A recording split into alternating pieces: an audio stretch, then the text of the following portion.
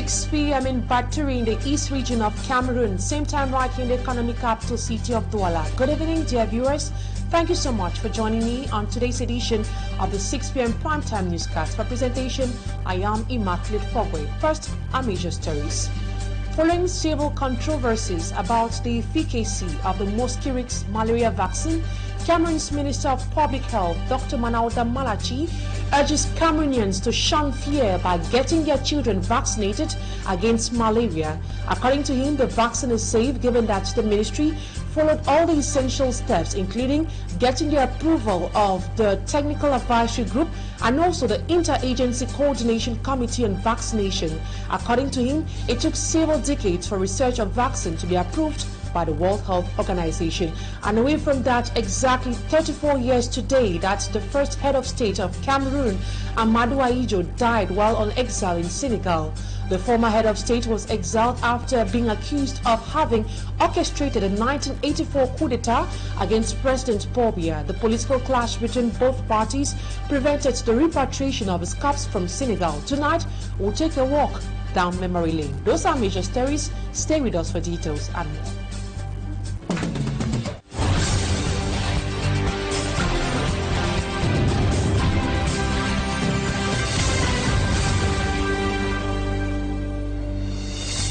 Thank you so much for staying with us on this edition of the 6 p.m. primetime newscast. We begin right here in the city of Douala as traders doing business along the road at the Grand Hangar market having warned to stay off the path meant for pedestrians. This warning was echoed at the City Council by the City Council law enforcement officers as they began their operation geared at clearing the road at the Grand Hangar market here in the Douala 4 subdivision. Smart Chikan Gabriel reports. For traders who sell by the roadside at the Grand Hangar market in the Douala 4 subdivision, they were surprised by the municipal police of the Douala City Council who were on the field to clear off goods exposed by the roadside. The traders say the lack of space at the Grand Hangar market pushed them to the road. We don't have enough market to occupy everybody. That's why we find ourselves at the roadside. So let the government try to see what they can give us like a market here in Grand Hangar. For these traders, the council authorities were supposed to consider them owing to the hard times almost every Cameroonian is facing presently. The country is very tough for us to stand it anymore again. If you stay in the quarter, they will say that you're a bad child. If you go out in the night, they will say you're a thief. You want to try your own way to find your own things here, they will take arm and drive you. So we don't understand. The traders who have been doing business by the roadside say it's going to be difficult for them to move inside the market as they risk losing their clients. They have this message for the government. The government, please, let's try to see our situation. The situation is very bad for us because we have parents there that have lost their wives, they have lost their beloved ones, there's school, so everything is very difficult for us. So let the government try to see something to do for us. We are so tired of it. When we arrived at the Douala 4 Council premises, no official was present to talk to us. An official of the Douala City Council Police told us it's a two-way operation that has been launched by the council. We are here for two reasons. First, remove roadside vendors from the roads, and secondly, Operation Keep Douala Clean. These operations are geared at enabling pedestrians to move freely. Many observers believe that if no serious action is taken to remove roadside vendors in major Douala markets, the same exercise will be carried out every day. Rising insecurity hits several neighborhoods, including Pekadus and Ranyala in the Douala 3 subdivision. The most recent case is that of a young boy aged 24 years old who got stabbed to death by unknown individuals on Saturday, 25th of November. Our reporter, A.C. Luciliengo, visited these neighborhoods where insecurity is at its peak. Her report. 24 years old Dimitri Tidier was stabbed severally to death by unknown individuals in the Mbonko neighborhood last Saturday, 25th of November 2023. Il a reçu 3 poignards au niveau du poumon, de la côte et du dos. Just like Dimitri, several persons have lost their lives as a result of insecurity, which has been plaguing the neighborhoods of Pekadus to Rainyala in the Douala 3 subdivision. Moving at night, according to the inhabitants, is very risky as men of the underworld move with daggers and other weapons. Ils agressent les gens, ils tuent avec les couteaux, ils sont armés de couteaux, des armes blanches. The reoccurrence of attacks in Pekadus to Rainyala neighborhoods has left many in fear.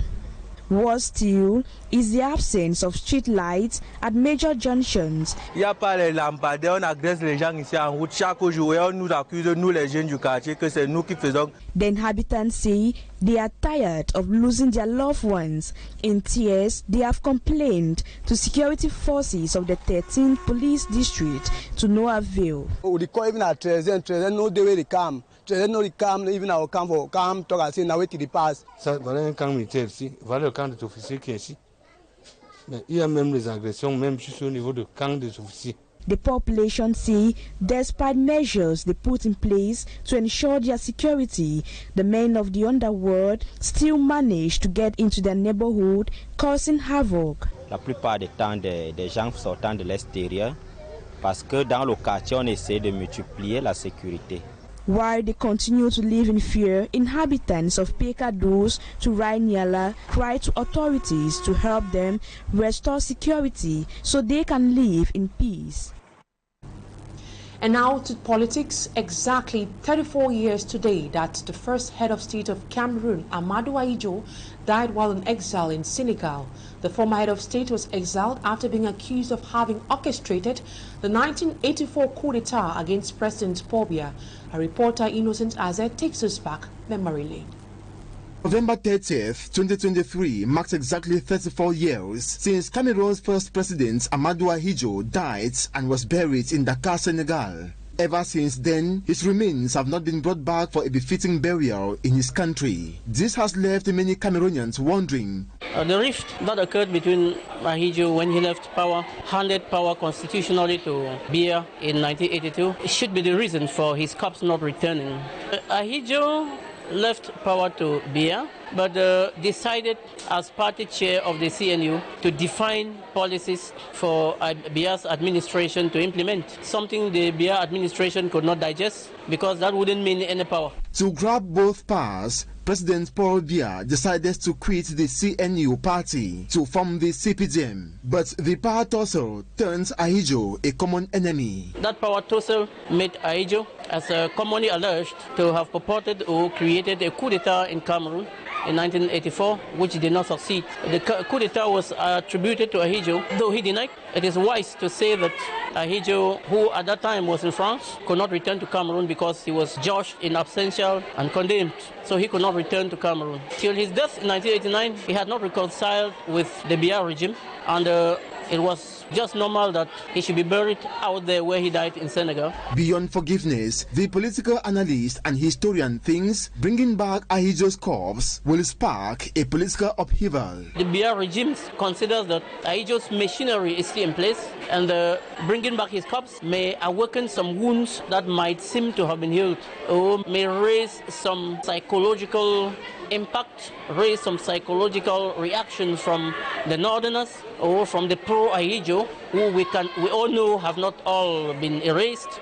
So it is normal that the corpse should remain there. So that's why I said Ahidjo's corpse not returning is purely political, nothing more but political. According to Ngimdo Gilbert, the remains of President Amadou Ahidjo can only be brought to Cameroon through political negotiation or political transition and the philosophy of the next president of the Republic of Cameroon.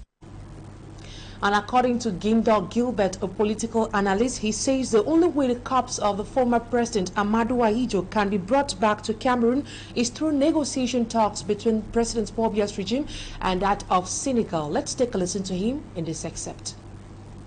A political clash between the President Ahidjo and the present President Biya. That clash can be erased by, the Grand North has gradually and successfully integrated themselves into the Biya's regime, into the Biya's system, into the Biya's machinery.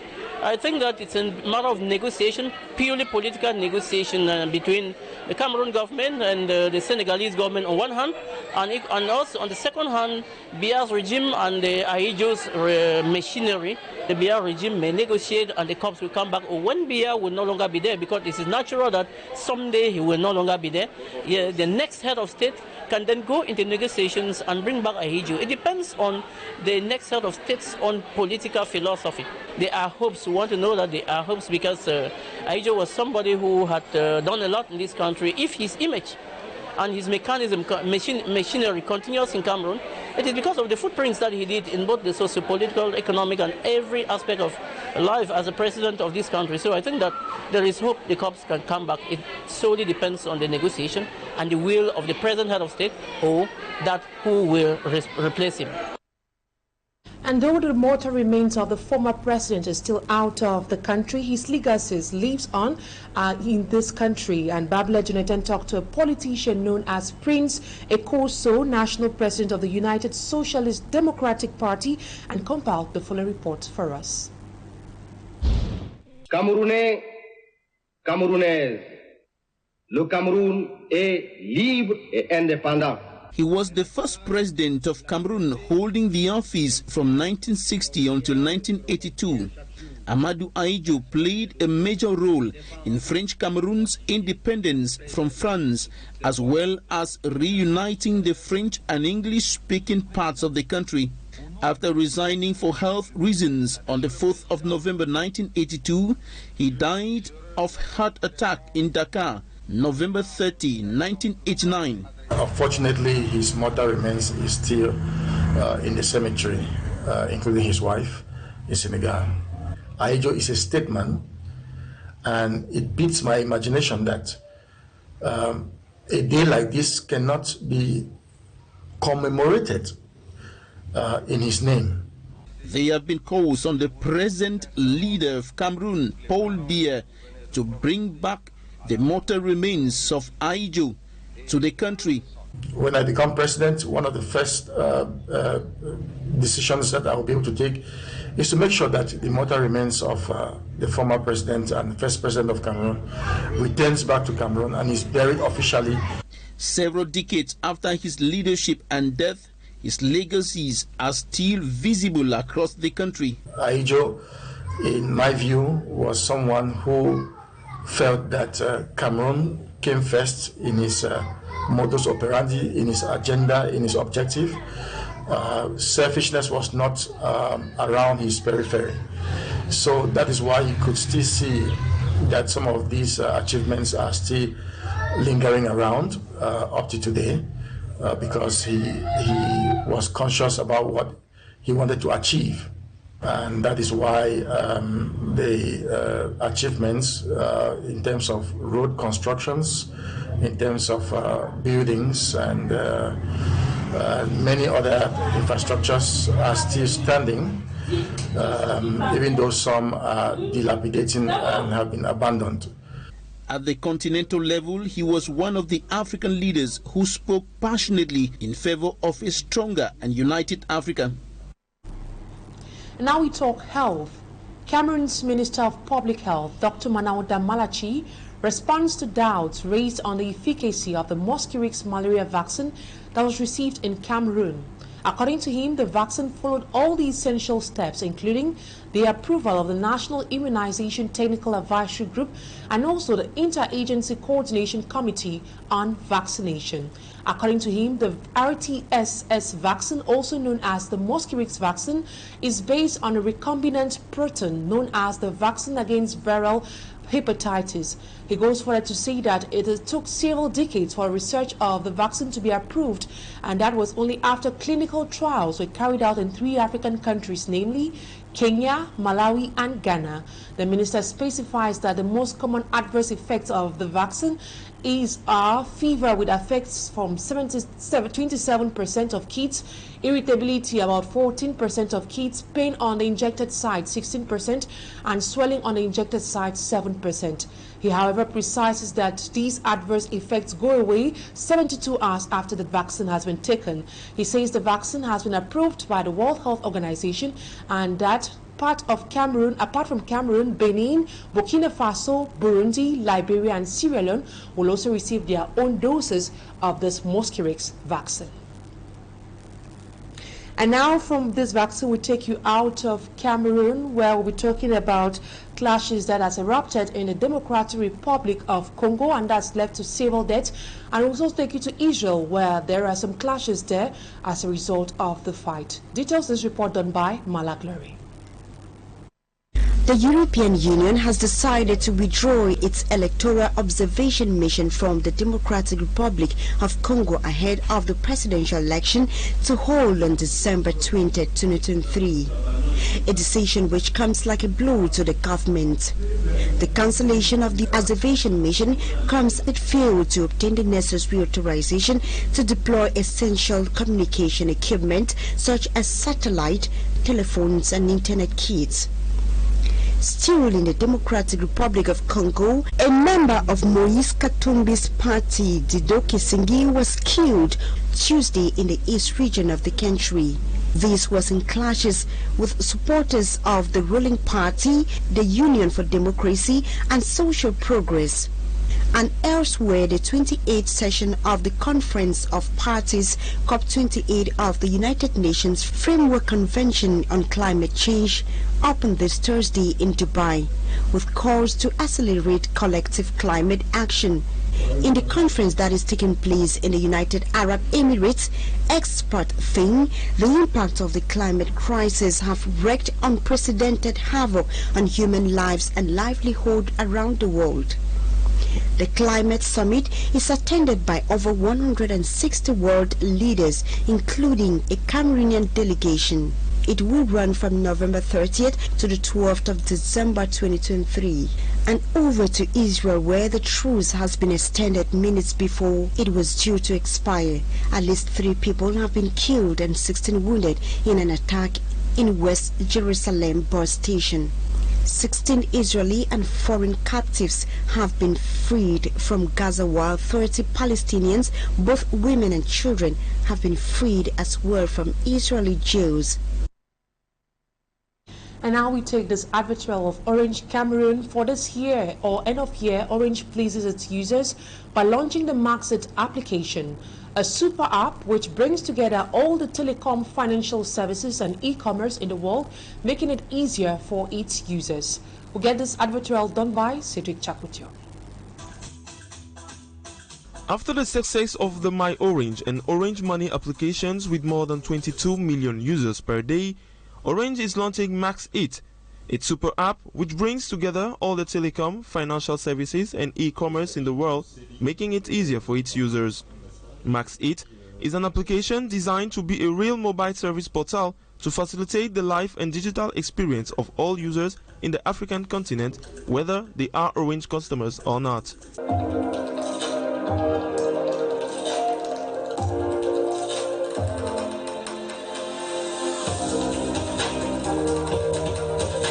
Maxit brings together in a single interface on smartphone 3 essential services, which are telecom functionalities to manage a mobile or fixed line, and a universe of e-commerce offering digital content, to which is added an innovative digital payment allowing customers to manage transport costs and other electronic purchases. Maxit is a super app, and Maxit is supposed to help our customer and to facilitate the life of each day. In example, if you want to command a taxi, you can make it with Maxit. If you want to buy food, you can make it with Maxit. Maxit will be in the center of your life and facilitate your life of every day.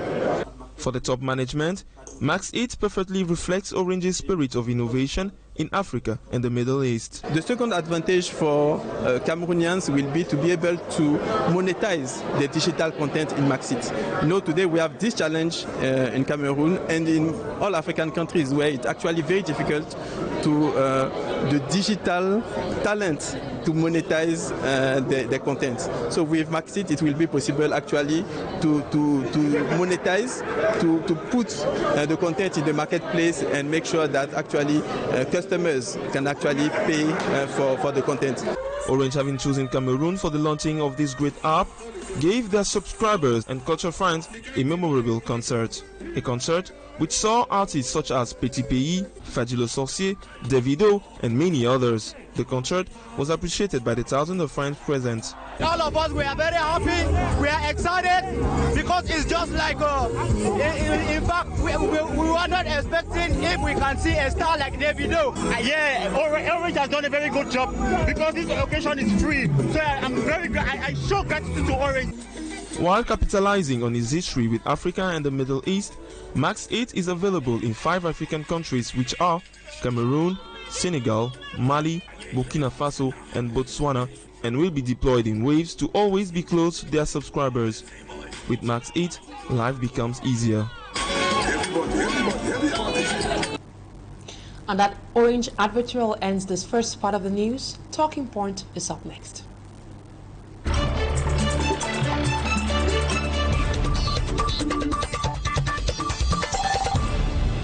Thank you so much for staying with us on the second part of the news.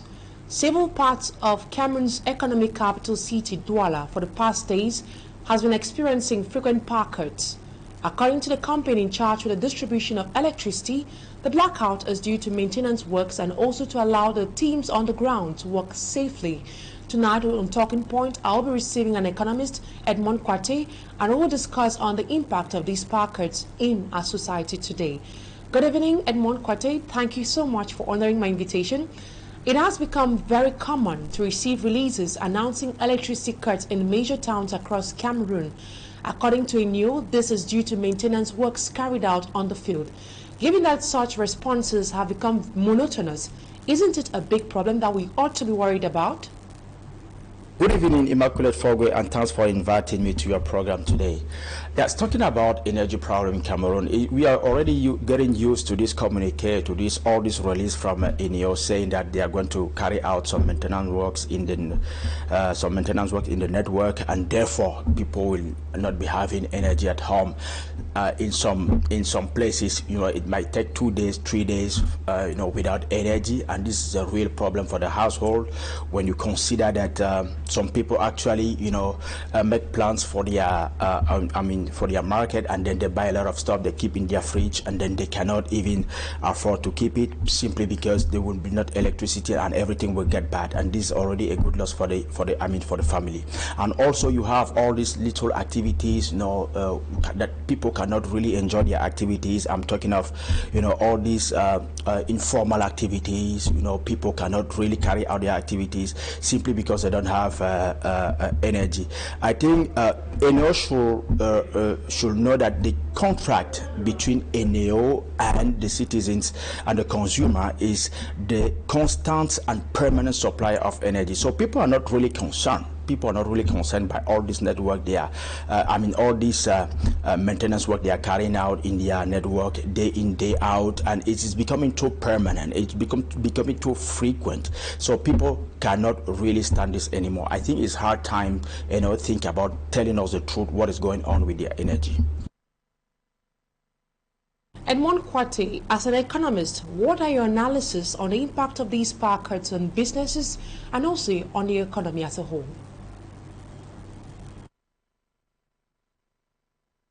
Definitely, we say that the economy is energy transformed, because whatever you do, whatever is your activity, whatever is your sector of activity, you need energy.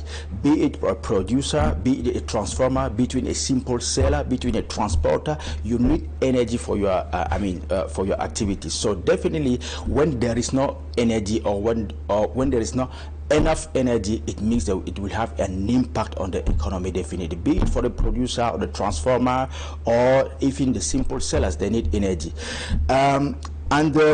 You know, there is already a problem in Cameroon. If you follow the recent release of our National Institute of Statistics, they were talking about an inflation of 8% in Cameroon, and the perspectives are very negative. It simply means this is simply due to lack of, it's a deficit of production. And if in addition to that we have a problem with the production simply because there is no energy, it simply means the inflation is going to increase more and more. If our industries cannot turn normally, if our all our production tools cannot turn normally simply because there is a deficit of energy, it simply means that when the product will come out of there, the charges are going to increase. The operational charges are going to increase, and therefore the price to the end beneficiary is going to increase also. So it's going to have a lot of impact in our economy if at all there cannot be good and permanent energy. 3 weeks ago, Nous announced that it was unable to supply energy to some parts of Cameroon because its gas supplier, known as Gobelec, wasn't consistent. Responding to Nous, Gobelec accused Nous of owing them huge sums of money and so had to stop supplies. Nous, on its part, says it is unable to pay their debts because the government owes them at least 160 billion francs CFA. What explains this long chain of debts in the energy sector?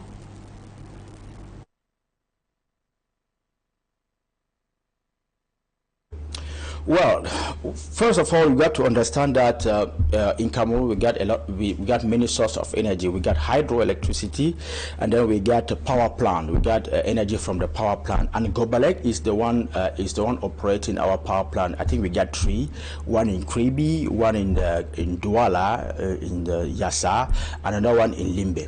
And the energy coming from the power plant is about 322. If my knowledge is good, if I got accurate data, I think it's about 322 megawatts. That's the energy coming from the power plant, and the rest is from the hydro electricity.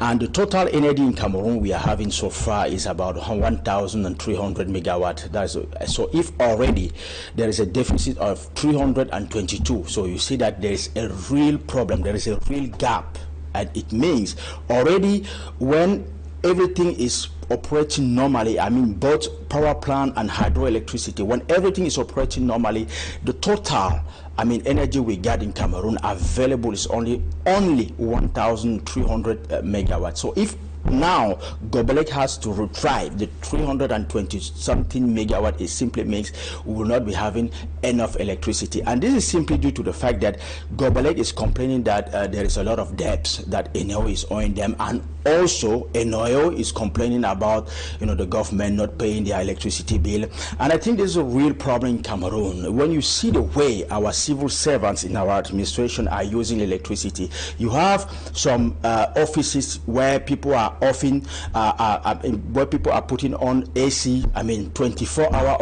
upon 17 days. When they put it on, they never off it. And when you pass when you are passing by some our buildings of some our administrations, you will realize that the light is on day in, day out, 24 hours upon 7 days. This is simply not normal, and that's why the government at times is not capable to pay their bills, because this civil servant using this electricity, they are not the one paying. The government is the one. The government is not the one paying. The taxpayers are the one paying for that. So that's why there's a lot of, I think it's hard time if the government really want to solve this problem of debt. It's hard time to set some quotas to our administrations. People should not be using energy the way they are doing. So that's why today the government is not able to pay their bills, and then if the government cannot pay their bills, then therefore Sonet cannot afford to pay their debts to Gobelec, and therefore will not be having energy. So that's one of the problems we got in the country. But then, Cameroon has hydroelectricity potentials. Why is it difficult for the population to enjoy consistent electricity supply in our country? When they created Eneo in 1973, I think that's the year of creation of Sonel, not Eneo. When they created our first National Corporation of Energy, that was Sonel in 1973, I think the first Director General he went around all around Cameroon to identify the potential points of constructing dams to produce energy in Cameroon. And out of this evaluation, it was clearly stipulated that Cameroon has a potential of 25,000 megawatt to produce electricity, hydroelectricity only, 25,000. And up to date, we are not even using 5%. The only thing we are using, I mean, all the dams constructed so far, Sanaga, Memvele, and all what they have constructed, recently, the total is only 1,000 and something megawatt, because the 1,300 is in addition to the energy coming from the power plant. Normally, all our dams so far constructed is giving out a capability of 900 megawatts. So that's less than 5% of our real potential. It simply means we don't want to do what it has to do, to really enjoy our potential of hydroelectricity. We don't want to invest. Since 1973, we have invested in some, dams. Actually, they are even getting obsolete, because if you see the dam of Sanaga, Songlulu, these are the main energy producer in Cameroon, and they are even getting obsolete. That's why every day they are announcing maintenance work, simply because all the installations, all the facilities are getting old, and we cannot even afford to replace them. That's the real problem. Not only the dams, but also the transportation facilities like cables, pillars, and so on. We cannot even afford to replace them. So it's a real problem in Cameroon if we cannot even maintain the existing infrastructure, and we cannot even build new infrastructure. I remember there was a real plan to construct since 2013. The government launched a huge program to construct new dams in Cameroon and to carry our capability to up to 5,000 megawatts. But 10 years after, nothing. We are still like having 1,300 megawatt, which is like zero. It is near, so we cannot really supply energy in Cameroon properly. Thank you so much, Edmond Kate, for your contribution on today's edition of Talking Point. And that's what put a cap to today's edition of the 6 p.m. primetime newscast on Equinoxe TV. Thank you, ladies and gentlemen, for being part of us. Have a wonderful evening in the company of more interesting programs. See you tomorrow at 6 p.m. God willing, have a wonderful evening.